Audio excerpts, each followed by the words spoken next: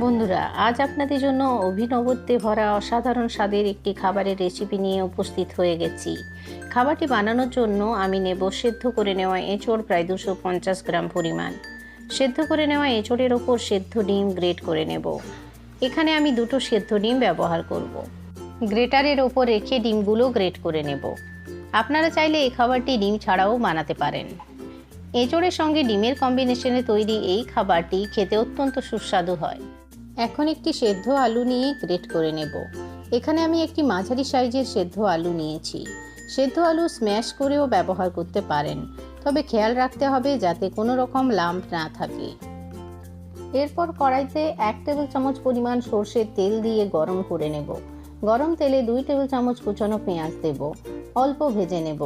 ভাজতে ভাজতে পেঁয়াজ অল্প লালচে রং ধরতে শুরু করলে এর মধ্যে দেব গ্রেটেড রসুন 1 চা চামচ, গ্রেটেড আদা 1 চা চামচ। পেঁয়াজ, রসুন, আদা সব একসঙ্গে কিছুক্ষণ ভেজে নেব। কাঁচা ভাব চলে যাওয়া পর্যন্ত ভাজতে থাকবো। এরপর দেব স্বাদ মতো লবণ। ভালো করে কষিয়ে নেব। সমস্ত মশলা লালচে করে ভাজা হয়ে এলে এর সঙ্গে দেব 1 চা চামচ জিরা গুঁড়ো, 1 চা চামচ ধনে গুঁড়ো, হাফ চা চামচ লাল লঙ্কার গুঁড়ো। এরপর অল্প কষিয়ে নেব। এরপর এর মধ্যে দেব সামান্য পরিমাণ হলুদ গুঁড়ো। আবারও ভালো করে কষিয়ে নেব। মশলা থেকে তেল আলাদা হতে শুরু করলে এর মধ্যে দেব সেদ্ধ করে নেওয়া এঁচোড়, গ্রেট করে নেওয়া ডিম ও আলু। মশলার সঙ্গে ভালো করে মিশিয়ে নেব। কষানোর সময় চাপ দিয়ে দিয়ে কষাতে হবে, যাতে সেদ্ধ এঁচোড় ভেঙে গিয়ে মশলার সঙ্গে সম্পূর্ণরূপে মিশে যায়। এরপর এর মধ্যে চিলি ফ্লেক্স হাফ চা চামচ দিয়ে মিশিয়ে নেব। সেদ্ধ এঁচোড় খুব নরম হয়, তাই সহজেই ভেঙে গিয়ে অন্যান্য উপাদানের সঙ্গে মিশে যায়। এরপর হাফ চা চামচ গরম মশলা গুঁড়ো দিয়ে মিশিয়ে নিয়ে কড়াই থেকে নামিয়ে ঠান্ডা করে নেব।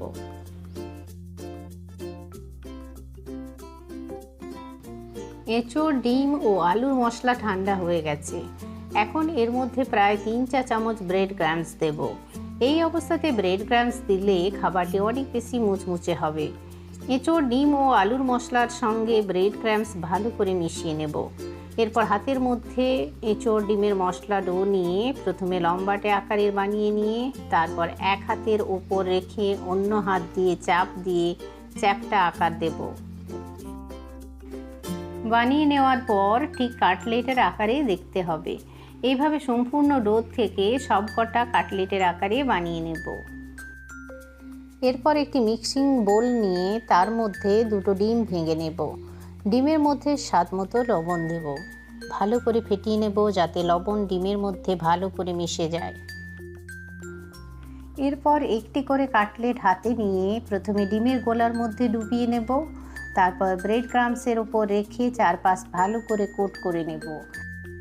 এইভাবে প্রত্যেকটা কাটলেট প্রথমে ডিমের গোলায় ডুবিয়ে নিয়ে তারপর ব্রেড ক্রাম্বসের ওপর রেখে কোট করে নিতে হবে। এখন আগে থেকে বেশ ভালো করে গরম করে রাখা পর্যাপ্ত পরিমাণ সাদা তেলের মধ্যে কাটলেটগুলো দিয়ে দেব। চামচের সাহায্যে গরম তেল নিয়ে কাটলেটের ওপরে দিতে থাকবো, যাতে উপরের দিকটাও একই সঙ্গে ভাজা হতে থাকে।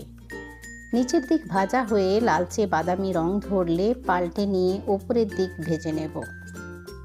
ভাজার সময় আঁচটা মাঝারি রাখবো। এপিট ওপিট ভাজা হয়ে সুন্দর লালচে বাদামি রং ধরলে কড়াই থেকে তুলে নেব। আর এর সঙ্গে এঁচোড়, ডিম ও আলু দিয়ে তৈরি সুস্বাদু এই খাবারটি পরিবেশনের জন্য একেবারে প্রস্তুত হয়ে গেল। সবাই ভালো থাকুন, সুস্থ থাকুন। ধন্যবাদ।